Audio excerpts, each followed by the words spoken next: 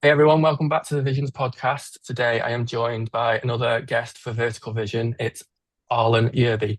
How are you, Arlan? I'm doing so well, Reese. Thank you very much for asking. How about you? I'm good, thanks. So I Good. always ask my first question is always, can you just introduce yourself a little bit and give us a little bit of a background to yourself? Absolutely.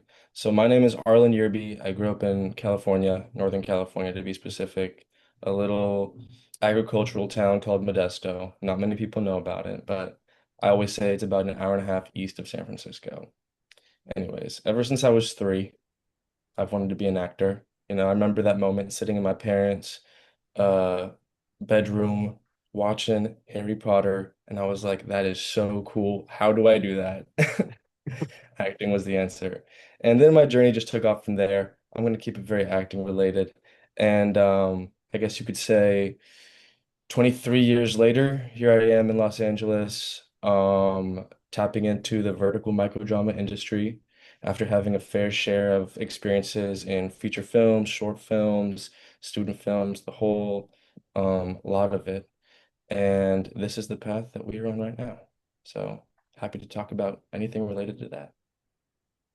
So you said that Harry Potter sparked that love of acting. Mhm. So what was it about Harry Potter that really drew you in? At 3 years old as well, it's quite young to like Right? see My acting and calling was so early. It was really just they were able to capture a sort of magical, like that was the first time I was transported into a different world through the art of storytelling. And it was so cool that I could feel something so real just by watching it on a screen. And then I'd maybe watch a different show about doctors and I'd be like, oh, being a doctor looks so cool. How do I become a doctor? Or it'd be about, like working in an office. And I'd be like, that looks so fun when they show it on the TV. How do I do that? And the answer was always, well, if you're an actor, you can be anything you want to be. And so that was really the inspiration that came from that. I was very easily transported by these great stories, and I wanted to play a part in that from the moment I felt that inside. um did you grow up around performance, film, television, or storytelling in any way? Like your family, maybe, or anything like that? So my family is, funny enough, my family is in STEM. My whole family pretty much is my immediate family is in STEM, so the medical field. So Yeah. acting and performance and art and all that stuff was very much on the opposite side of the spectrum. It wasn't quite a reality for us. So it's been a journey paving this road kind of with my own intuition and guidance. But I did grow up doing a lot of theater ever since the age of like 5. I started with this production company in Modesto called Yes Company. And basically it was a theater company that took kids all ages from maybe as young as, well, 5 to about 18, and just included as many kids they could in these productions that were based off Disney shows. So there'd be Frog and Toad, there'd be 101 Dalmatians, there'd be uh, Cinderella, things like that. And so I did theater all the way through high school. And that was me growing up around the arts. I was definitely in it growing up. So what do you remember about that first performance in front of a theatre crowd, really, isn't it, in high school? I was so well, my by high school, I was pretty warmed up to being in front of people. But ask me when I was younger, maybe about 5 to 10, I was so nervous. Mm. Like I was not the lead of the show. I was not the main person. I was terrified of getting up in front of people and singing and putting myself out there. I was more of, I always made friends with people, but I was definitely more of a shy kid. So something about it intrigued me so much because it scared me. But oh my goodness, my stage fright was off the charts. I would like lock up. It was terrible, but I also loved it. Because you started for such a young age, you built a community quite easily or not easily through theatre. Because I've talked to theatre actors or who have been in the theatre that they think community is important in the theatre. 100%. Community is really everything, especially in, well, it's always been everything, but from my experience now, having a group of people that relate to you and you relate to, and you can communicate about similar things is everything because it makes you feel like you're not alone and it gives you someone to get through the process with even when it's um because it's not always easy. But growing up, I did not find community super easily within theater. Um, there's always been my passion always lied more in film. And not to say that the communities don't overlap, but I never really fit in for whatever reason. I never understood why in college, in middle school, in high school, in elementary school, with the theater crowd. Um, and I still don't really know why to this day. It's just something about who I am that I need to learn. But we were always friends. We were always cool, but I was always more of an outsider to that inner circle that kind of happens within the theater community. But all love, all love. Do you think you have to learn to get over your stage fright more? Yes. Yes. Definitely the love of the craft and the love and just the desire to put myself out there. It didn't always come as naturally to me, but the desire to feel that and to express myself in that way, I needed to grow into a version of myself that could do that and that is comfortable doing that. And here I am today. I always thought this is like when example when I'm filming Love in the Ruck, my show that just recently came out, I had a moment of realization, and we're doing an intimacy scene. There's a crew all around, and I thought to myself, there was one point in my life when I thought, wow, I wonder if I would be nervous or what it would be like when I'm filming and the crew is all around. And am I going to be nervous in this moment where I have to perform in such a vulnerable way? Or is it going to come naturally to me and easy? It ended up coming very naturally and easy because I grew to the version of myself that is able to handle that. But it's just a funny thought or an interesting thought to realize that growth that you've had. How did you come to go from theatre in high school to on-camera work? That happened when I moved out to Los Angeles for college. Actually, take that a step back. The goal was always on camera work. Growing up in Modesto, I, my junior year of high school, which is 2018, 2019, I met a family friend or a friend through my family. Her name is Lisa Hollingshead. She ended up being somewhat of a mentor towards me, actually, a mentor in a big way. She had worked in production in the film industry in LA for upwards of 40 to 50 years, and she was going to Modesto to settle her mother's assets after her passing. And we came into contact, and she started doing some commercial work out there, some on-camera things, whatever she could get, because she loves to work. And she really took me and my colleague Iris Gutierrez under her wing. We PA'd for her at the beginning. It was so cool. She'd bring us along for maybe like $50 to $100 for like the whole day, and we'd carry equipment. She'd order us around. And at the time, we were like, this is so cool. We just love being in this environment. Come to 2020, when the pandemic hit, we had all been super close at this time.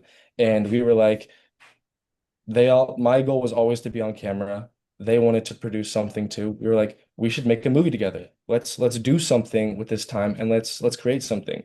So me and my colleague Iris ended up writing a script for this short film called Murder, question mark, which we filmed, produced, funded, directed. I starred in for 2 weeks um, during COVID. And before moving out to LA, that really just set me up to come out here, have an understanding of what it's like to work on set, the different positions, what it takes.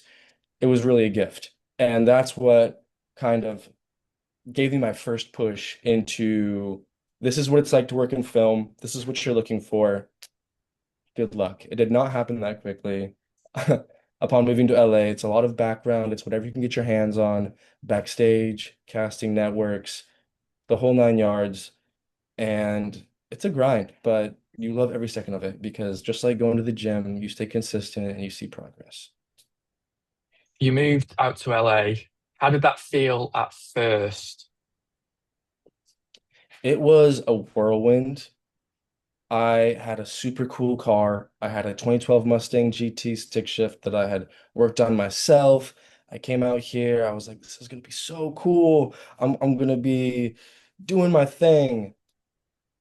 First year, totaled the car, plethora of other obstacles I had to overcome. It really took me for a spin, the trials and tribulations of moving to a larger city by yourself really showed themselves to me firsthand. But it's all part of the game. Charge it to the game. It's I say 5 years in a place, Mhm. you have 5 years in a place, you have an understanding of it. 10 years in a place, you have roots. It's a good way of looking at it, to be honest. Never heard that Yeah. before, but it's a very good way of I looking at think it it. takes about 10 years to really possibly master a place. Some people may be quicker, some people maybe later, but for me, my mindset is 10,000 hours, 10 years, you've really got you've got motion somewhere. 5 years, you've got a little bit. 10 years, you've really got some motion. So I'm about 6 years in. So that kind of makes sense. 6 years in, my first couple lead projects, and 10 years, I'll have to wait and see. Yes. You've worked across, like you said, short films, commercials, vertical dramas. What has that mix of genres of film taught you?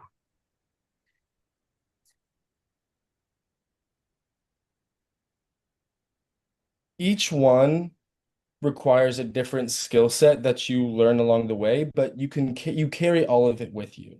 So the first feature I did was the first real feature I had a more significant part in was called John, and it's about some young male hustlers in Los Angeles, and it's shot on iPhone, and it's really about just capturing the nitty-gritty kind of run and gun street style kind of vibe of that part of LA life, the dark corner that people don't usually look at, but here it is. Look at it. It has beauty too. So that was very much a lot of improv. It was very on the go. It was very spontaneous. And then you work on a commercial and it's more structured. I worked on a Jack in the Box commercial back in 2023 for the Super Bowl. And you show up and it's more of just everyone's kind of hanging out. They have a structure. It's a little more clean cut. And then you work on a vertical micro drama and you're like, this is basically the real deal, like filming a show for HBO, just condensed down into 2 weeks, um, and just sped up. And so it's kind of cool. It's kind of each one shows you a different flavor and you realize different things about yourself in each one.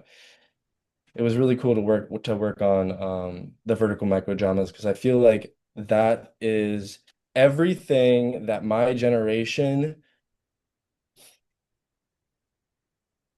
believed and thought that Hollywood would be for us. My personal opinion on the matter is that Hollywood as we know it is something that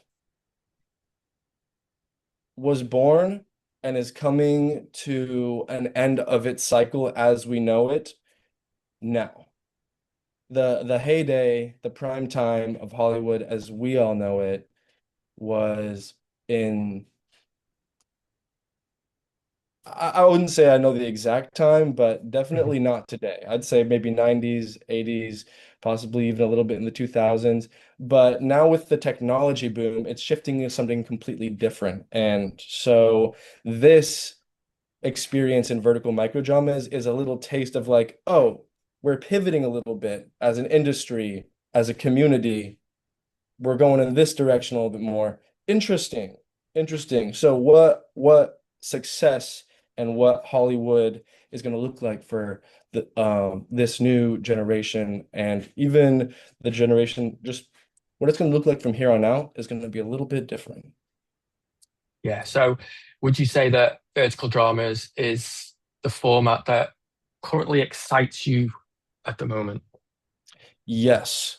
I will say about a year, I think 2 years ago, a year or two ago, when the SAG strikes were going on, I was thinking to myself, I'm not sure where things are going to land once these things wrap up. I'm not sure what's going on, but my intuition told me when the dust settles, there's going to be something. Because right now, I think I speak for a lot of people when I say the version of Hollywood that we all looked up to and dreamed of growing up seems a little bit inaccessible, a little bit gate kept, a little bit, how do I break into this machine, you know? Um, and so I knew somewhere deep down, I didn't know why, that there would be an opening, there'd be a lane. And if there's one thing I've learned, it's that trust that little voice inside, no matter what. Even though it's hard, we know more than we think we do. And then fast forward 1 to 2 years later, the opportunity, one of my friends in casting, Sarah Sternheimer, she was like, "You got to get into these vertical micro dramas." I was like, "No, no, no, no, that's not where I'm going. It's fine." And after like a couple months of her just like telling me like, "Hey, I've got like a day player role for you," I was like, "Fine, let me just check it out." And that turned out to be this lane that I had thought it would be. It turned out to be an opening. So right now my focus is set on it because there's a pathway here. There's a lane. Focus on what's right in front of you. Have your goals, have that path, but also put your energy into what's right in front of you to be able to tackle those hurdles, jump over them as they come. So that's what I see right now. That's why I'm focused on them. And it's been beautiful so far. Before you got into verticals, did you watch them? No, I didn't No. watch them. I had heard about them. I had maybe seen some clips of them. I know there was a lot of talk about the quality is not the same. It's soap opera-y, it's really dramatic. That turned a lot of people off to them. My personal philosophy is that I'm gonna bring truth. I'm gonna bring myself. I'm gonna bring authenticity to whatever it is that I do. Whether it's a commercial, whether it's a vertical micro drama, whether it's a short film, a student film, I'm gonna do the best that I can to bring it to life in a real way where people can be like, I see a little bit of myself in that because he's tapping into a more human part that he's drawing from himself. So I didn't listen to all that stuff. I was like, if I get the opportunity to showcase my talent, I'm going to do that the way I want to and the best way I know how and the way that I think is most authentic to me. Because I think vertical dramas are doing a lot better than TV shows at the moment, in my opinion, anyway. I watch them more than watching TV shows lately. I mean, to be completely honest, I don't watch too much of anything. I watch some shows here and there. I I tend to I tend to find more inspiration for myself the in the day to day, in the things that I do physically. And I like watching, well, I do watch a lot of movies. I will say that. I love to watch a good movie, AMC Stubs, love AMC Stubs, AMC Stubs member. I love watching a good movie because I feel like it reflects where the industry is at right now. So something like Supergirl comes out or something like Obsession comes out and you see what the budget was, you see who the director was and the cast was, you're like, so this is what's possible right now. This is what is working right now. This is what maybe the executives think is working right now. You get to kind of bounce off where the industry is at, and it helps me navigate where I need to be or see what's ahead of me. But as far as I mean, I see news articles every day about some celebrity being like so and so getting into the micro drama industry. So Mhm. there's definitely a push towards that. And we'll get more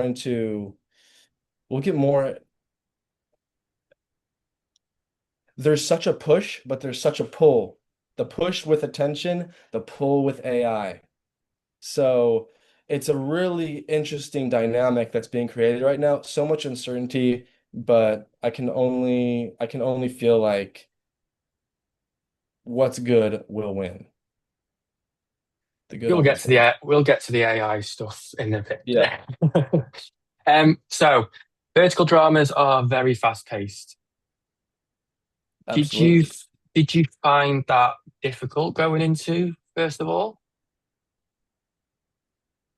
See, I love a good pace. I love the spontaneity, the thrill. I never found it challenging. I'm good at memorization. I just have a talent. I pick things up very quickly. I read a scene a couple times and it's in my head and I'm ready to go. Like let's get it out there in person. Let's play around. Let's figure it out.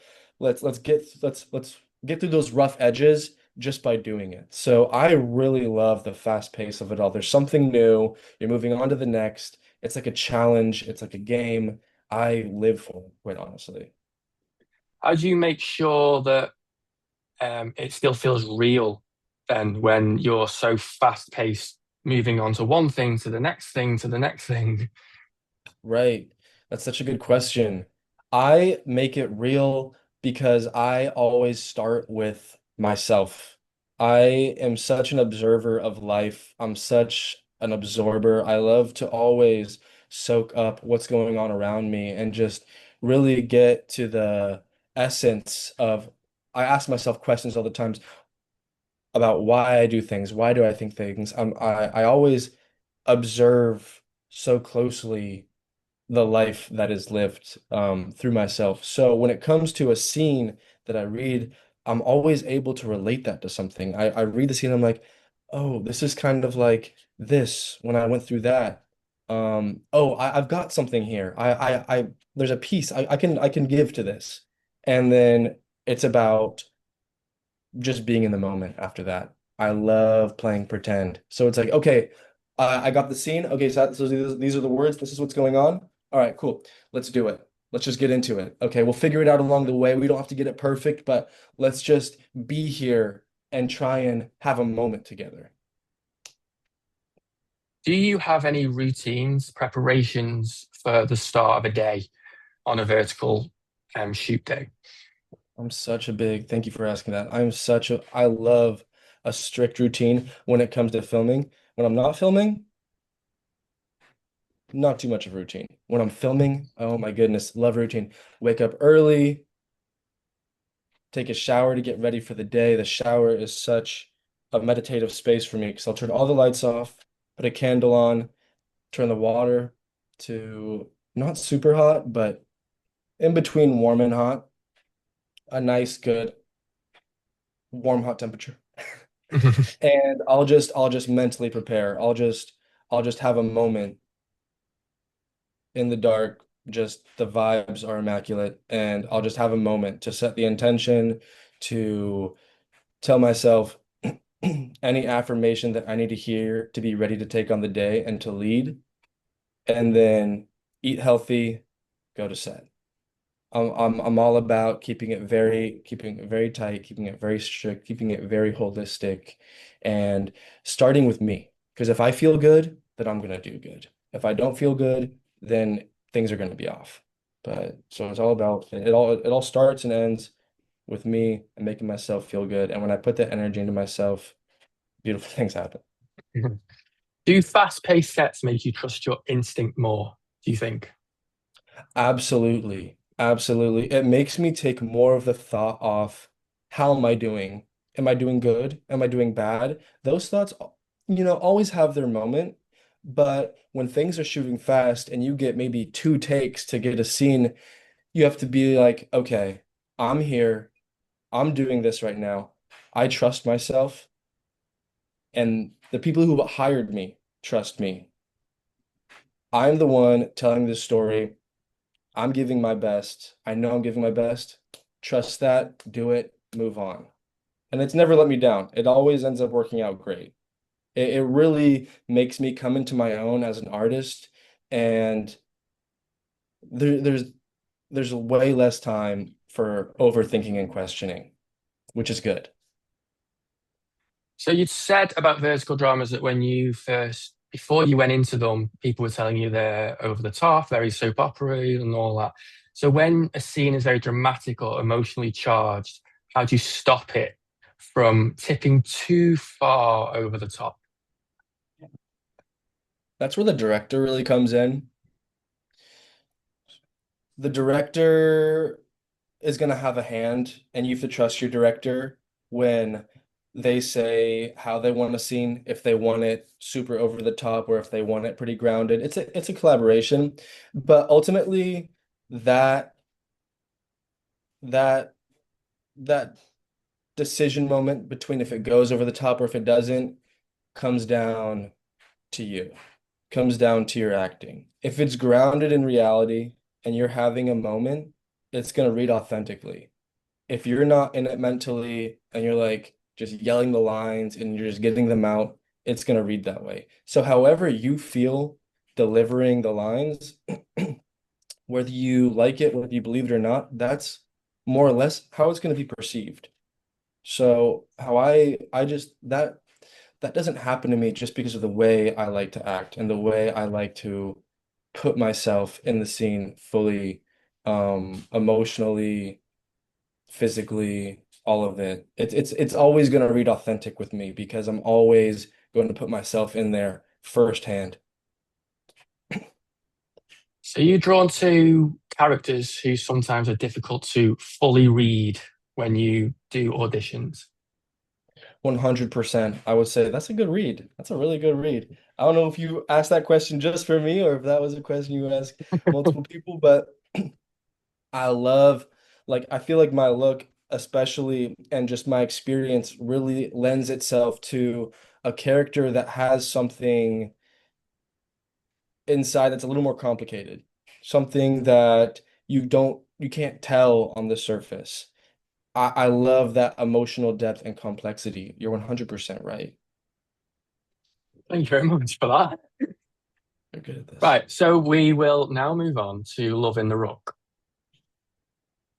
which I think is one of the best I've seen.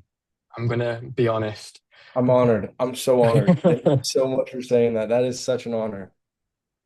So, what was, first of all, the thing that interested you most about that project?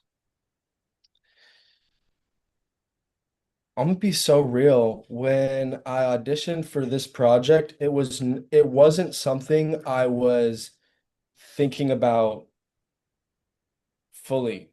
It was when I sent the audition, it was more of like, let me get this audition in.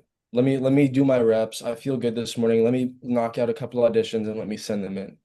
The audition ended up being really good, um, as most of them are. Um, but I sent the audition in, didn't think too much about it, got feedback on it. They really liked it.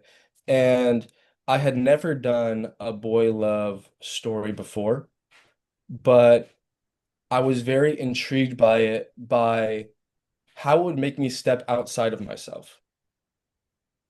The as a straight male, the the amount of the amount of work I'd have to do to put myself in a different position, to take myself out of my comfort zone, that's what really intrigues me. Because as an actor, Not many people get the opportunity to always do that.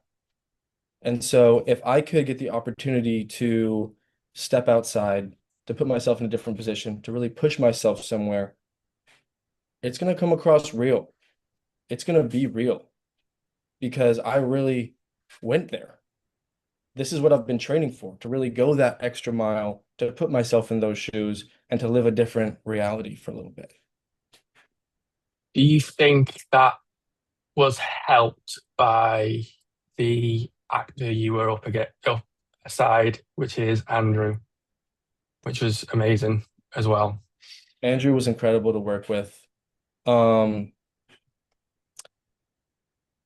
that the dynamic that we had on screen was so cool, was so interesting. It ended up developing into something really beautiful because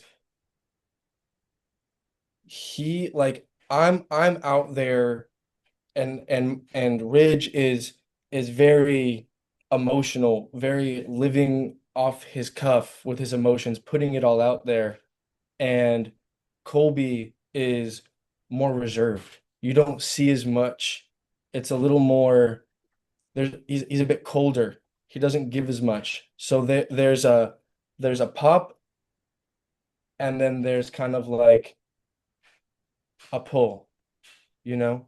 There's a push and a pull that we create. And so us together on screen, that dynamic really made something beautiful and just it just all came together very naturally. It wasn't something we talked about. It wasn't something we planned. It just kind of unfolded in front of us as we were going.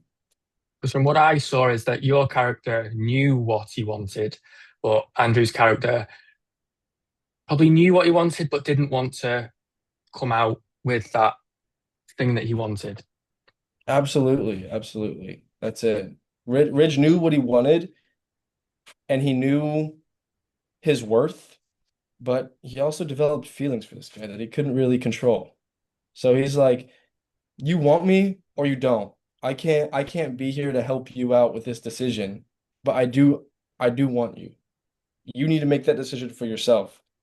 And when Kobe couldn't do that, and Ridge got his emotions involved, it created quite a rivalry. Um, but it ended up working out in the end. How did you approach the romance, the tension, and the drama of that story?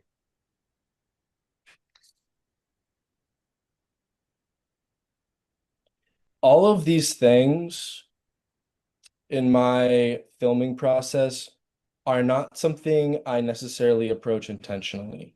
Um, by doing the work beforehand to explore who this person is, how do they feel in my skin? How do I feel in their skin?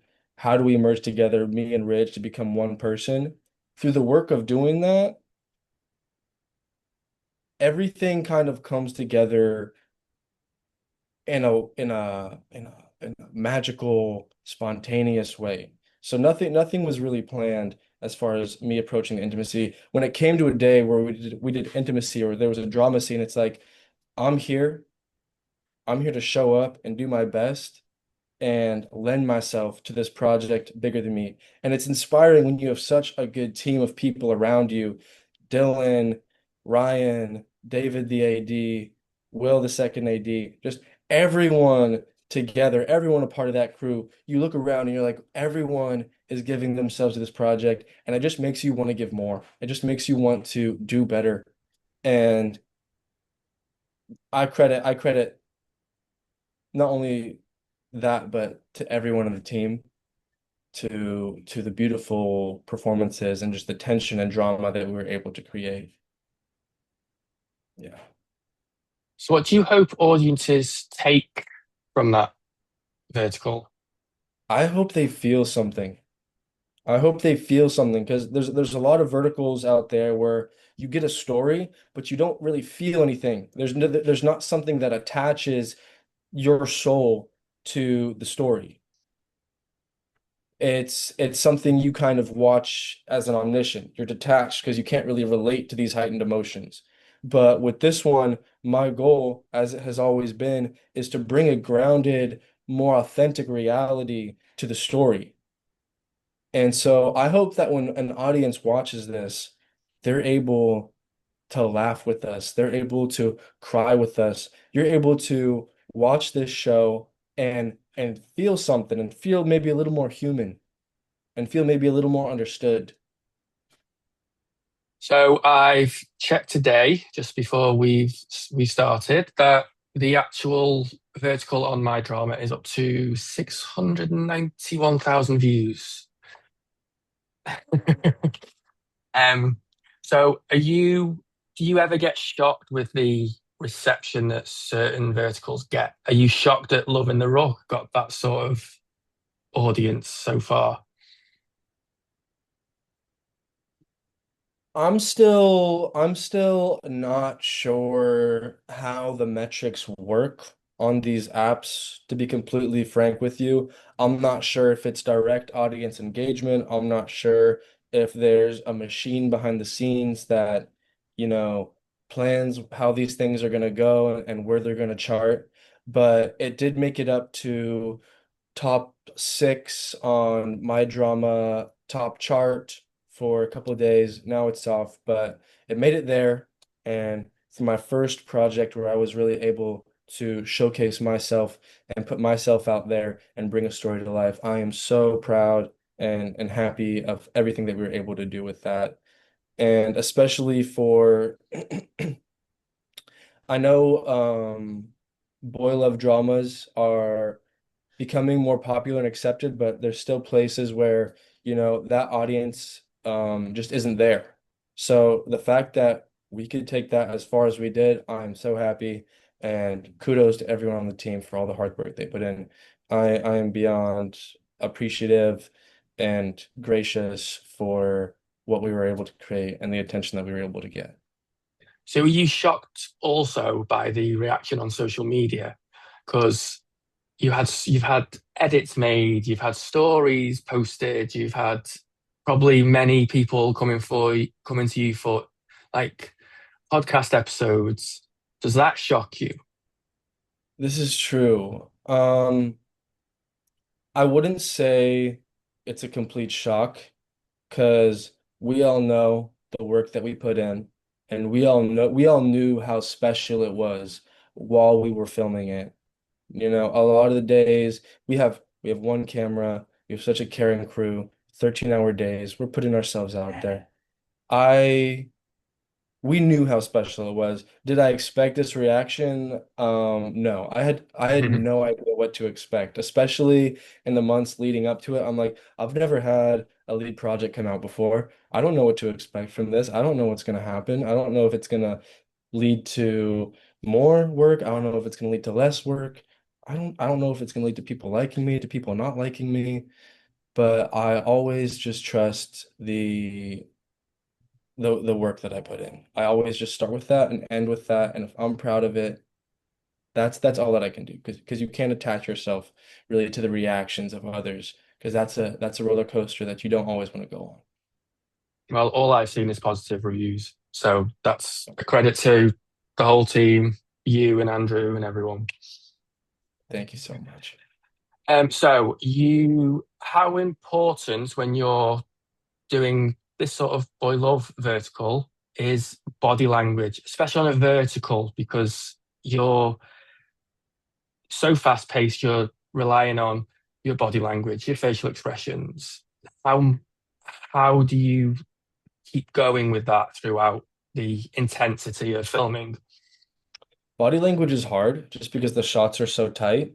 A lot of the time you'll get in a shot where it'll just be this part of your head. And so you can't move like this. You can't really, each shot requires a different kind of tool set to be able to deliver what you need to deliver. But I always, body language is so important because if you hit your mark, you deliver like this.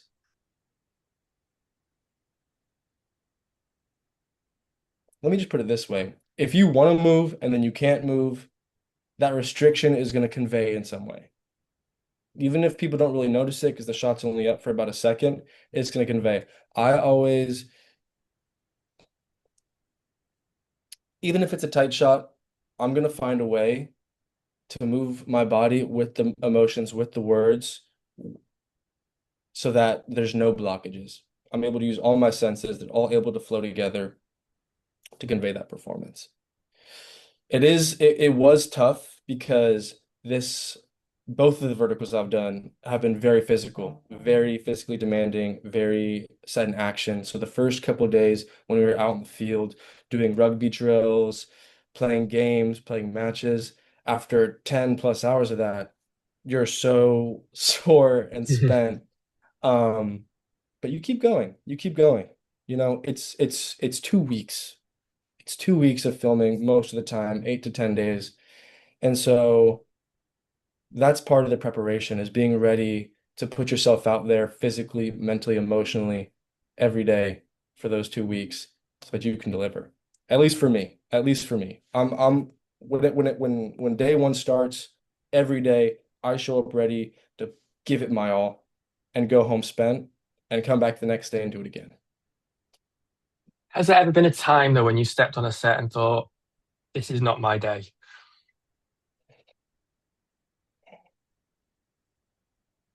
Absolutely. Absolutely. Um, on a vertical set, I don't think so. On a the times I've been on a vertical set, it's been it's been good. There's been times in my past. There's been times in the past where say I've showed up to like a SAG background in my earlier days and I would just, maybe come off a long night because it wasn't something I was entirely um I was like, "Oh, I'll be fine." And the day just I'm just laying I'm just trying to pull it together the whole day. But if it's something like a lead, if it's something like even a supporting, if it's a project where I get an opportunity to show up and make a difference and tell the story, I'm not letting anything get in my way. I'm not letting anything get in my way. I'm going to sleep early. I'm waking up on time. I'm making sure even if I don't feel my top, I'm finding a way to give it everything I can at the end of the day. So when it's something that makes a difference, when it's something that I'm emotionally and physically invested in, I'm not letting anybody down. So we're going to go into casting, range, rejection, and all that. So it can involve so much waiting, rejection, uncertainty. How do you stay motivated through all of that? I always tell myself the auditioning is the job. Audition Auditioning is acting. If you book something, that's extra credit. That's like a little vacation. That's like if when you book something that's like, okay, cool, we get to enjoy ourselves a little bit. But getting up and putting the work in and standing in front of your camera, your iPhone with the backdrop, maybe alone in your room, maybe with someone on Zoom, maybe with a friend reading for you, that is the work. And it does sometimes you start to question yourself. Maybe you've sent in 50 tapes, 25 tapes, and you've heard nothing back. That's what people are referring to when they say this is such a hard industry to survive in. It's not when you're on set and you're not feeling the best. It's not driving 2 hours to location. It's that time in between projects when you're like, am I gonna book something again? Am I good enough? Do I still have it? It's all in the mental and it all begins and ends with you. So it takes discipline, it takes belief in yourself, and it just takes putting one foot in front of the other for the life that you want, for the younger version of yourself that knew and believed and thought you could, and trust in that. So however I approach this, I'm just gonna, every audition I get, I do the best I can. I give it, if I hear something back, great. If I don't, great. I'm still moving forward and I'm still proud of myself and I'm still ready to put it all out there. And I know I'm talented at the end of the day. So I carry that with me. You have to. You, what I've noticed is you have a really great mindset, and Thank you. some actors don't have that mindset. Some actors take it personally that they haven't got a job. Do you think that these people should, these actors should try and just say, I haven't got that job, but I might get the next job? It's that sort. Well, I see exactly what you're saying. And like ideally, yes, that mindset is gonna take you further. It's gonna make you feel a little less pain not taking it personally. Because at the end of the day, none of it is personal. You know, the casting director wants to get paid. They want to have their job at the end of the day. They have to put their trust in someone to carry the role. Because if they hire someone, as we know, and they don't deliver, they don't show up, they don't do good, then who they get looked at and they're like, what'd you do? You know? And Yeah. then their job's on the line. And so I get it. You know, they have to do the best with what they have. And at that point, it becomes, like I said, it's you versus you. Whatever you need to do to get through those days where you're facing rejection, where you are having some doubt, you got to do whatever you need to do to get through those days.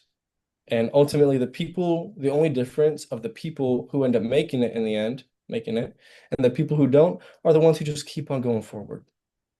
No one really knows what they're doing at the end of the day. No one, no one has it all figured out. No one's coasting easy. Even if you're an A-list celebrity, like you still have worries. There's still like, am I going to work after this project? Blah, blah, blah, blah. That never ends. That's always going to be there. And so it's about finding a balance and a mindset and a lifestyle that you can live with that factors in all of those things and helps you deal with those and process those and move forward regardless. And so that's really what I work on in my life every day.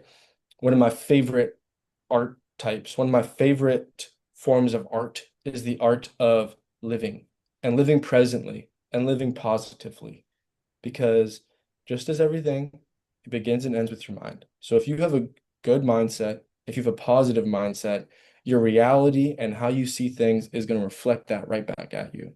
You know, what you keep in your head, what you keep in your thought process is going to end up manifesting itself around you. Well, I always like the quote that don't stand in your own way, get out of your own way Right. and get on with what you want to do. I never understood that because it's like I'm in my own way. How do I get out of my own way? What do you mean? Tell me what to do. Tell me how to get out of my own way. That's so real because that was something that I faced a while back, and I still don't quite understand that because when you're in your own way, you don't always realize it. You don't always realize what you're doing. You kind of have to. It's almost like feeling around in the dark for that light switch to turn on the light so you can open your eyes and see. Um, but that's so real. I mean, I feel like all of us are our own competition. And when we end up succeeding, it's not because we overcame someone else who we think is our competition. It's because we overcame ourselves and we were able to get past us and get out of our own way. So that's an individual journey that everyone goes on. And it's going to be a little bit different for everybody. I go on it every day with this podcast, I'm telling you now. You know what? Every day with acting, that's something that no matter what you do, we all go through that. And that's just one of those prime examples of things that like connect us all, makes us all human. It's like me and you can relate right now over the battle against ourselves, against the mindset, against going forward in doing what we love and doing what we want to do when it doesn't always seem possible, when it doesn't always seem realistic, but moving forward anyways. Yes. And so those types of subjects and those type of feelings are really what I like to bring in to the acting work. And I feel like they really just connect everybody. So, what I want to do is just go into a little discussion about AI Would love. because my social media, everyone's social media is full of all these AI verticals where it's just like ruining things, I think, sometimes. Yeah. So many people are trying to stop it. Um, but what do you feel about that world developing? I see it like you all the time. Like I was just scrolling on TikTok the other day. I don't usually go on TikTok, but I was on TikTok and I see this AI vertical about some cheerleaders and maybe a high school one. I didn't watch the whole thing. 600 something thousand likes. Who knows how many views? And it's just crazy, and there's the fruit AI verticals that get so popular. I think it's a shock value right now. And I think the fact that the worry about AI is such a discussion is kind of boosting the attention to that right now. Um, it is having an impact on the industry. It is creating less work for actors. It is creating a divide in the production companies and everywhere. It's creating a split of attention because the currency is attention. So and when it was all real life actors, attention on them, now it's split. The money split, the attention split, everything is split right now. Maybe even veering a little more towards in favor of AI at the moment. I'm not sure. I haven't looked at the exact numbers. But I do believe that the only way forward is going to be through a unison of the two. We can't get rid of AI completely. It's created, it's not going anywhere. That's the reality. Real actors, if we get to a point where there's no more entertainment industry because AI has completely taken all of it, that's essentially a dystopian reality. That's essentially a Black Mirror episode in real life. I don't think that's going to be the case. The way forward is going to be a mix of the two. So, how I see this happening is using real actors, but using AI to enhance some VFX or certain parts of the story. And there will always be some completely AI stories, but I think I speak for myself and a lot of people when I say, although it can be polarizing to watch, although when I see something I tend to scroll past it that's AI because it doesn't feel, you're like, oh, this isn't real. I can't really relate to this because it's not grounded in reality. Why we like watching something is because, oh, someone actually had to do that. A person had to do that. That's cool. How did they do that? So, although it has been a means for concern in some areas as of recently, I'm optimistic about the future. I know that we will find a way. I know that there is a way, and we will find it. We'll move away from AI because, like you said, because we're giving it um, oxygen, it's going to keep coming. Right. So we're going to look ahead now. You've just had Love in the Rock out, and I think you have Echo Protocol coming out soon. Can you tell us a little bit about it? I can tell you guys a little bit about it. So, Echo Protocol is quite literally going to be unlike any vertical anyone's ever seen. And I don't just say that lightly, and I don't say that just for shock value. I say that because the script was actually being written as we were filming. It's not, and it was not required to adhere to normal vertical script rules. So I don't know, many of you probably know this, but verticals, there's a certain formula, there's a certain script formula that is used for them. It needs to incorporate these specific elements, this kind of structure, this kind of plot structure as well. This one kind of threw all of that out the window and was like, let's create something really cool and how we want to do it, but it's just filmed vertically. So our wonderful one of our editors and writer for this one, Jeremy, along with the amazing, amazing director, Dylan Vox. They came together, as far as I know, maybe some other people involved, but them two mainly, to rewrite this thing because the Ukrainian company that partners with Fox for my drama, wasn't too interested in it. But Fox was like, "This is really cool. Let's do it." So Mhm. that gave them full creative control to do that. It is a sci-fi action, kind of along the lines of Hunger Games, Divergent, Blade Runner, just some really cool aesthetics and styles into this show, and it is definitely worth the wait. It is going to, I'm so excited for it. Is there a side of you as an actor that you feel audiences have not fully seen yet?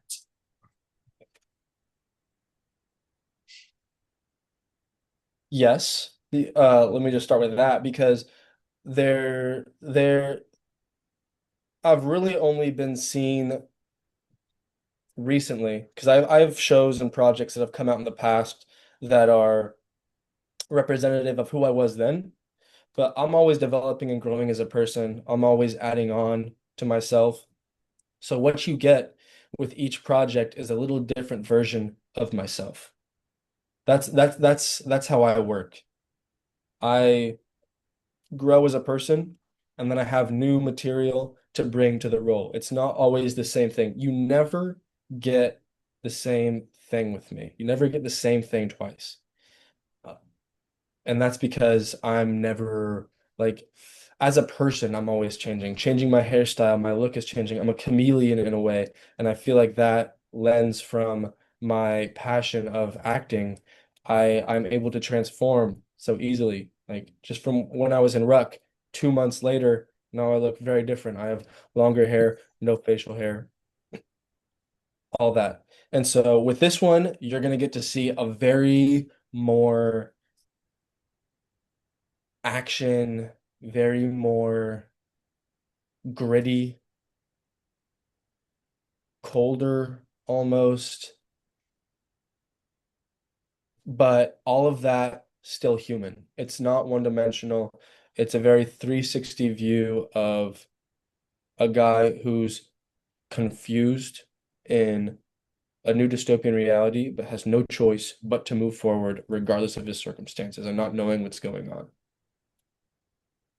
Are there any stories that you are drawn to telling at this point in your career, or is it whatever hits you to the core that you want to take on?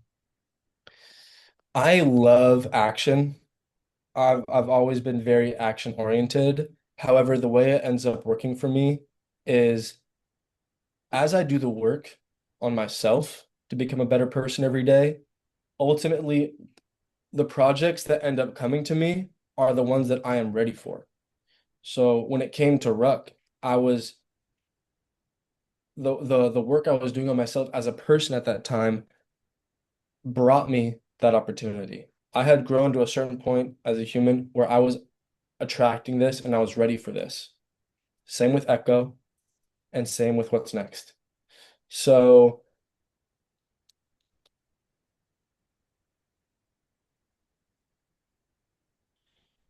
your question was, do you have any stories about, you say it one more time? Uh, are there any stories you feel especially drawn to telling at this Telling point right in your now. career? Okay. Right. Thank you. I just want to make sure I answer it fully. And as far as the question itself, I'm really open to telling everything. I'm willing to put myself out there in any way, in any shoes, to push myself in every way that makes sense and that is aligned with myself. But I do love action and I do love drama. So, what would you feel like an exciting next step for you creatively? Would you like to write a vertical, or would you like to write more stuff for TV or movies?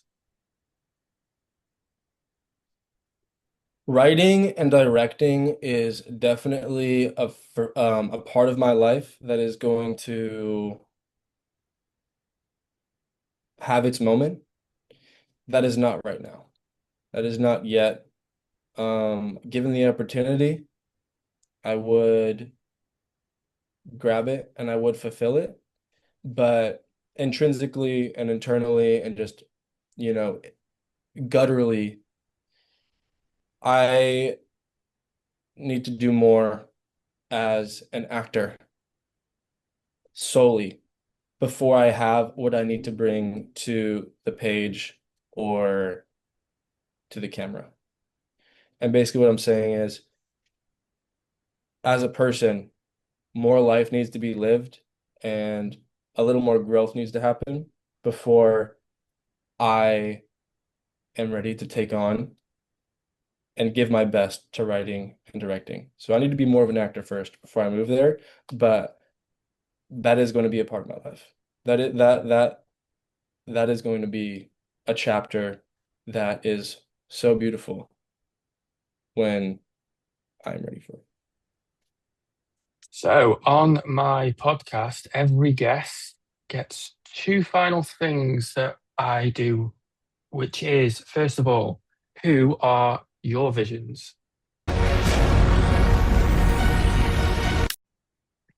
So, there's a genre, each genre in my Visions podcast has a question. So, who is your vision of TV? So, that can be an actor, actress, or a TV show you love.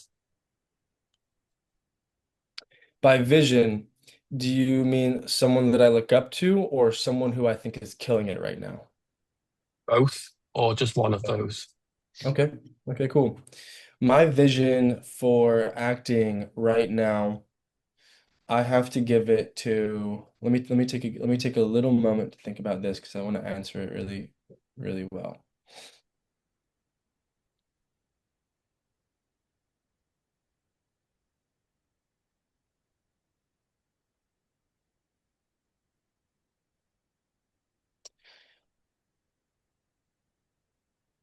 Let me start with this. The people who I look up to, who influence me as an actor, involve Johnny Depp, Tim Burton, Brad Pitt, Shia LaBeouf, and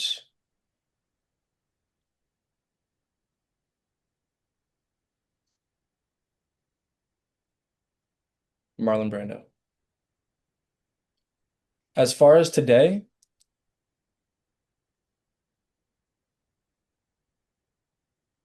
I just watched a show called Big Mistake or Big Mistakes. That one is very good. Whoever directed that and wrote that did an incredible job. So did the actors. That's a form of television that I think is killing it in the modern world right now. That's where I feel like the standard is right now. And yeah, that's what I'll Okay. give for that. So next one is visions of music. Who is constantly on repeat at the moment for you? Ooh. See, I'm a big music guy. My music is very telling of who I am in the moment and is always changing. As of recently, it's so interesting. I almost have no control over my taste. It's just very telling of where I'm at. Bruce Springsteen has been on repeat for me. And I've never been much of an 80s, 90s kind of guy before. Um, but recently it has just been doing it for me. Bruce Springsteen. Is there anyone else? Um,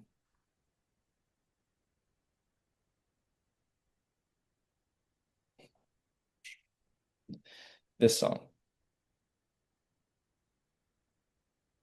I'll tell you the name. It's funny.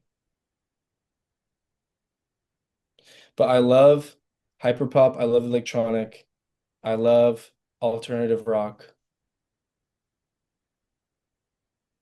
Highway Don't Care by Tim McGraw, Taylor Swift, and Keith Urban. That Nice. song I've been playing recently because I had heard it 4 months ago and I was like, what is that song? It just strikes a chord. And then I thought it was a different song.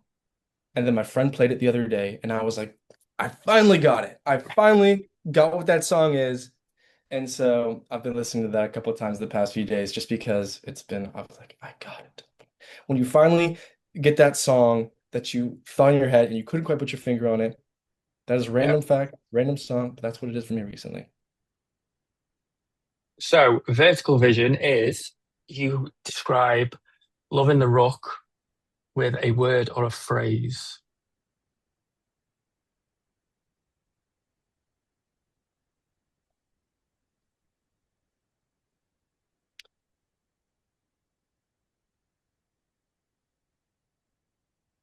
Gritty real love. Nice. Nice. The next part is Visions Book Club. I don't know if you're a big reader, but is there a book or author that you love?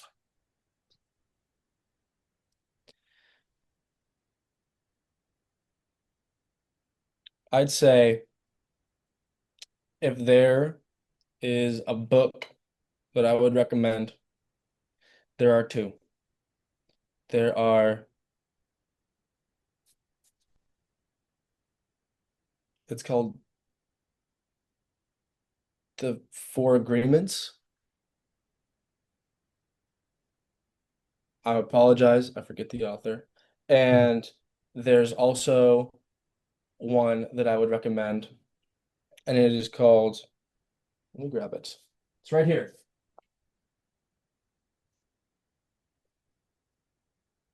Never mind. No, it's not. But it's How to Invest Your Money by Jim Cramer. I believe everybody should know how to invest their money, how to create wealth with their wealth. And if anyone does not have knowledge of investments or wants to get into it or has but just wants to compound on that, Jim Cramer's book, How to Invest Your Money, something along those lines. Don't quote me on that. It is very good. Okay, and as you were part of theatre, who is your vision of theatre or a show that you love at the theatre?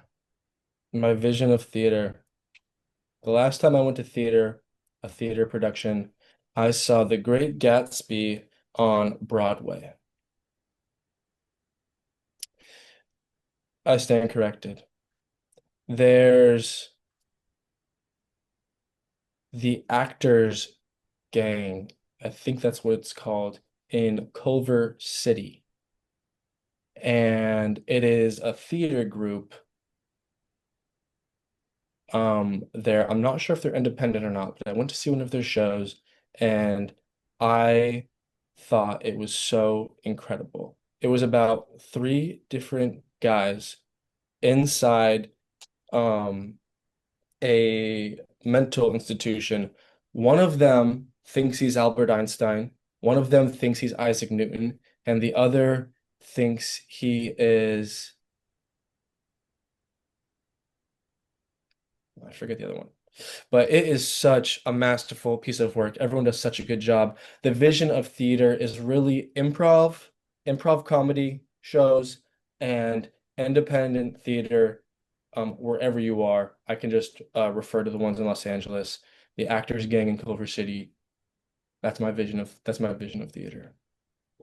Okay, the final thing for this podcast is a little game called This or That. So I will give you two options. You have to choose which one best describes you. There will be 10 of them. Amazing. Here we I'm go. ready. Drama or comedy? Drama. Road trip or direct flight?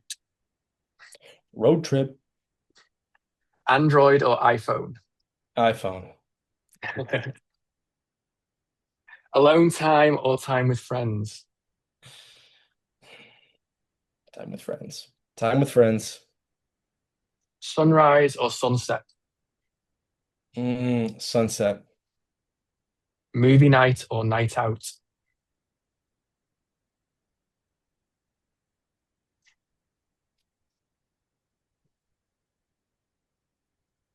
Both, but night out. Podcasts or playlists? Playlist. Rugby or football? Rugby. Let's go. Come on, rugby. Cartoons or soap operas? Mm, soap operas, Text message or phone call? phone call, And the final one, Instagram or TikTok? Instagram, 100% Instagram. Nice. Well, Arlen, thank you so much for joining me. It's It has been been my pleasure, very truly. insightful, to be honest. Very insightful. Very, very good. I've enjoyed every second of it. Thank you, Reese. Thank you for the thoughtful questions. Thank you for the time. Thank you for listening to me. Thank you for giving me a space to speak my mind and to share my thoughts and to share a little bit about myself. It has been entirely delightful. And thank you just for the pure thought and energy you put into this. I really appreciate it. And thank you for taking that step each day, putting that one foot in front of the other to bring this community and this world something special and a doorway for light. I really appreciate you for that and respect you for that.